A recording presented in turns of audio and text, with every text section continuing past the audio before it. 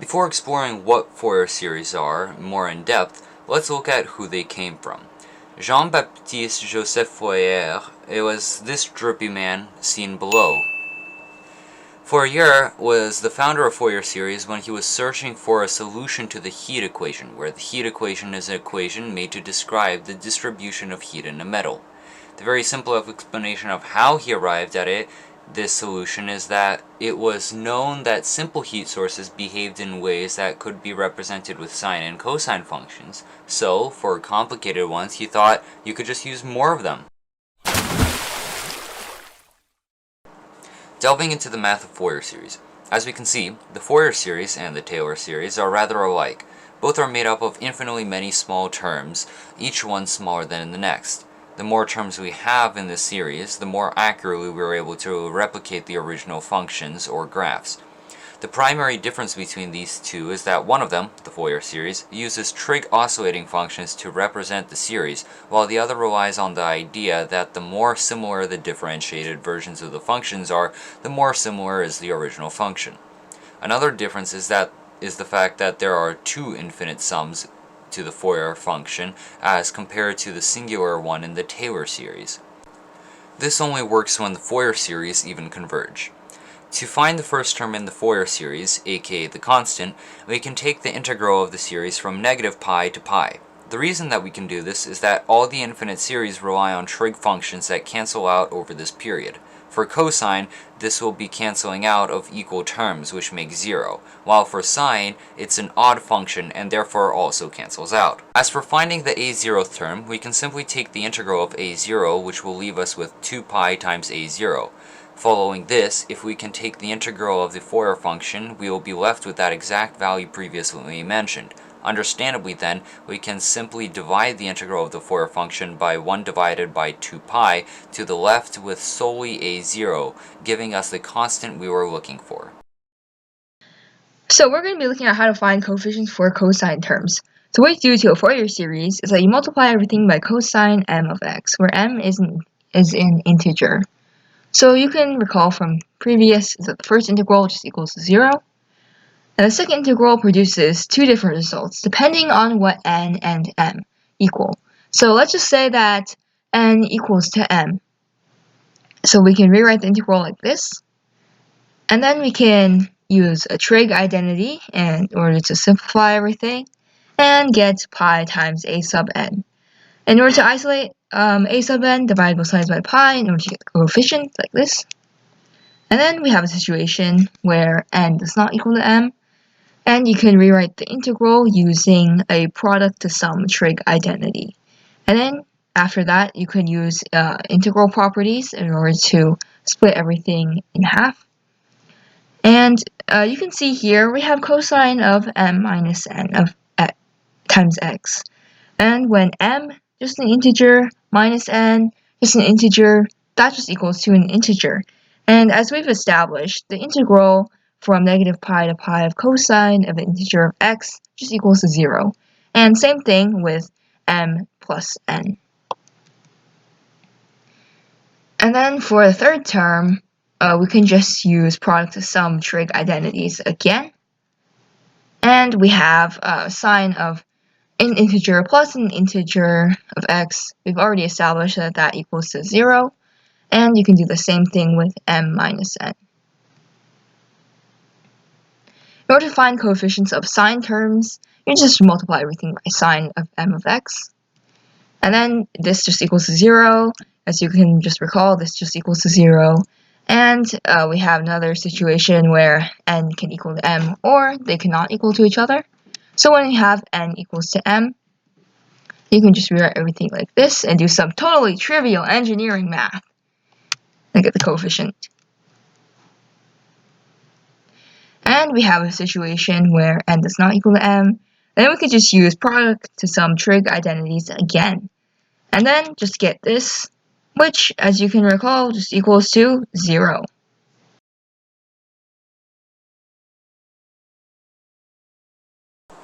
Bernoulli's formula for integration by parts.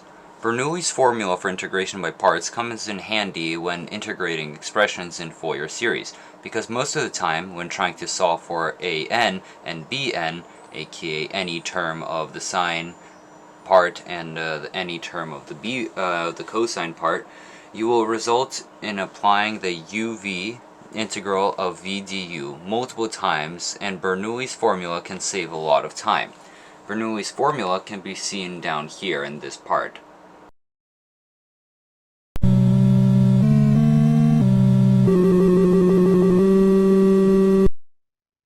Okay, so one application of Fourier series is in sound. So, for example, we can take music. Fourier series and analysis can be used in synthesizers, which rely on different combinations of frequencies and sine and cosine functions in order to reproduce sound waves of any musical instrument. Since sound waves are waves, Fourier series can be used to emulate different sounds. So sounds are made by such waves that you often hear in 8-bit music, like in video games. Modifying the amplitude and frequency of the wave can change how we hear them or how we perceive them. A higher frequency is a higher pitch, and a higher amplitude is a louder sound. Take the square wave, which is below on the left. This wave can be visualized right here.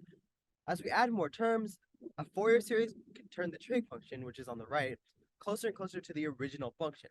This creates a polynomial approximation. So as we see, as we add more terms, the trig function, which starts out as red, becomes more and more accurate and starts to look more and more like the square wave that we started with. This creates an approximation, and as we add terms, it becomes more and more like that square wave.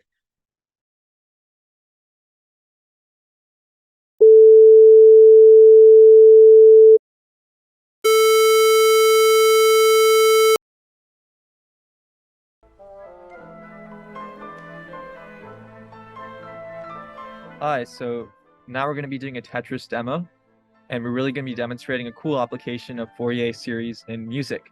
So first off, let's look at the libraries that we're going to be importing. NumPy is one library used for dealing with numerical data, and it's a super popular scientific library. We're also going to be using Matplotlib, which we'll be using to visualize our sound waves and data.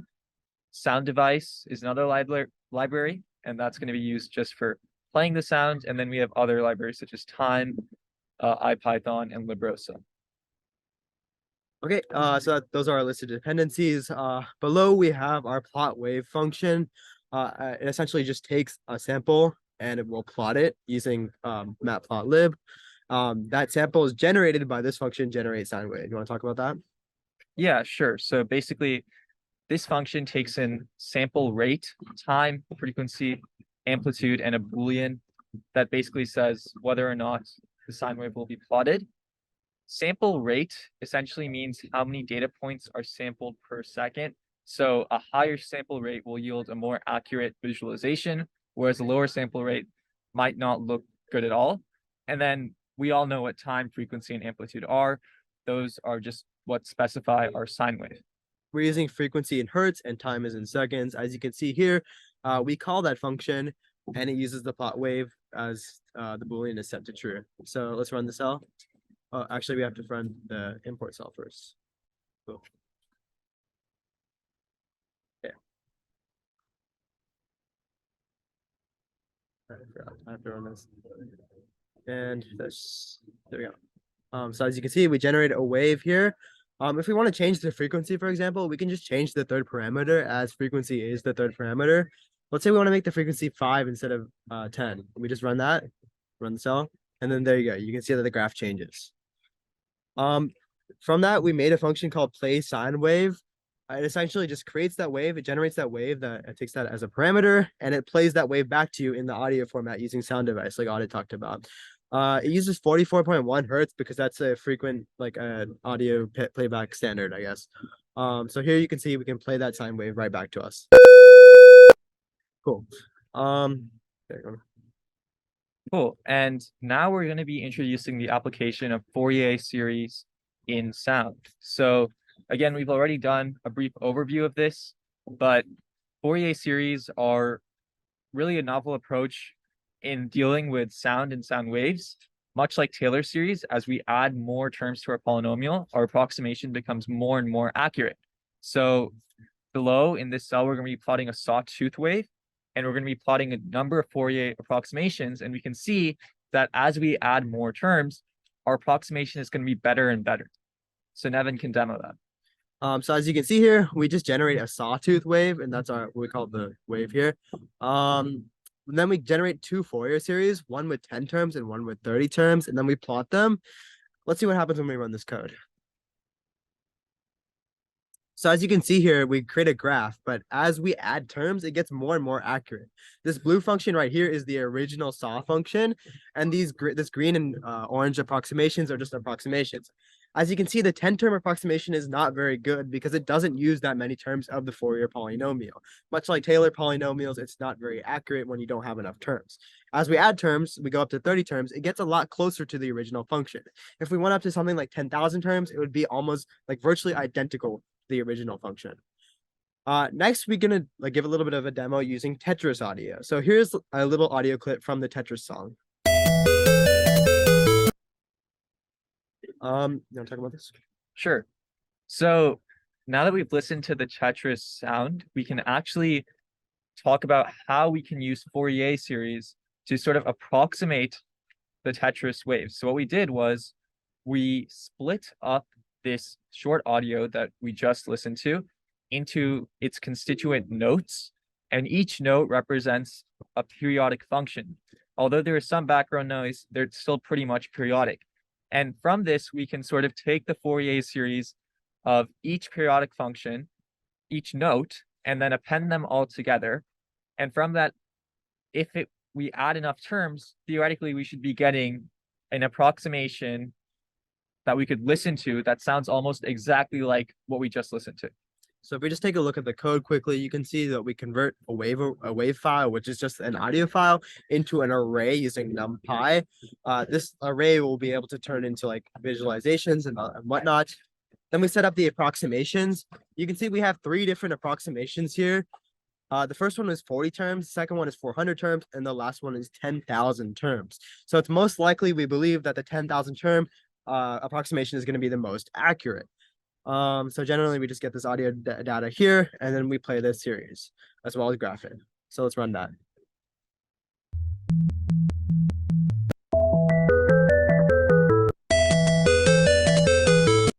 So from that audio, it becomes pretty clear which one is the most accurate one. The first one sounds horrible, not even close to the original song. The second one sounds very muffled and not quite accurate. And the third one almost sounds exactly like the song because of how many terms we use. Want to talk about the graph? Sure. And here, you can see our visualization that we used Matplotlib for. And it's really clear that as we add more terms, our approximation gets better. You can see the legend where red is 40 terms, and it's really not approximating the function at all. But once we get to 10,000 terms, and even 400 terms is a pretty close approximation, but by 10,000 terms, it's almost indistinguishable from the original wave. We want to quickly touch on Fourier transform because that is the function we used. The Fourier transform is a mathematical approach of converting a waveform, which is that .wav file that we had, into its constituent frequencies. A waveform's Fourier transform is a complex function conveying the original function. Like Fourier series, the Fourier transform can make use of frequencies and intensities to represent the original waveform. So, additionally, a Fourier transform is different from a Fourier series in that it can approximate any general function rather than solely periodic ones. So this really expands on the scope of the applications of Fourier series and is utilized in many real-life applications, including compression and audio pattern recognition, which we'll see later on in our presentation. Okay, we hope you like the demo. Back to the slides. Great. So I hope you enjoyed that Tetris demo. And you might be thinking that this is cool and all, but why would we ever want to use Fourier series to approximate sounds or do other tasks of this nature? But actually, many real-life applications do use Fourier series for similar purposes, and one such application is Shazam. And Shazam is a modern sound recognition tool that is built into Apple's iOS. And essentially what you can do is you can upload any audio or any sound input from the mic, and Shazam will be able to identify what song that you have sort of recorded. And it does this using something called Fourier transform. So basically, 2 main physical characteristics of sound are frequency and amplitude. And Fourier transform is similar to Fourier series. It transforms sound waves into a graph of frequencies that the sound is made of, and it also breaks it down into their constituent intensities. So the difference between Fourier transform and Fourier series is that Fourier transform can be used to represent any general non-periodic function rather than simply periodic functions. And Shazam uses something called fast Fourier transform, which is an algorithm that is able to you know, do this really quickly for sound waves. So Shazam is just one of the very cool applications, and I'm just going to sort of like walk through the steps that Shazam takes. So basically, it takes a few steps really simply. One, obviously, we record the song by our phone's microphone. Two, we convert the audio that we recorded to a frequency domain. Shazam also uses a spectrogram to create an audio footprint. And then finally, that fingerprint using the spectrogram and Fourier transform is matched to a sample in their database. And yeah, that's how Shazam works. And Fourier series basically just have many applications. Sound and Shazam are just one of them. Alright, well I hope you found this video to be educational and possibly even entertaining. Now, for further content and practice problems, I will try to leave links down in the description if this is going to be a YouTube video, and if not in the YouTube video, I'll find a way. Alright, thanks for watching.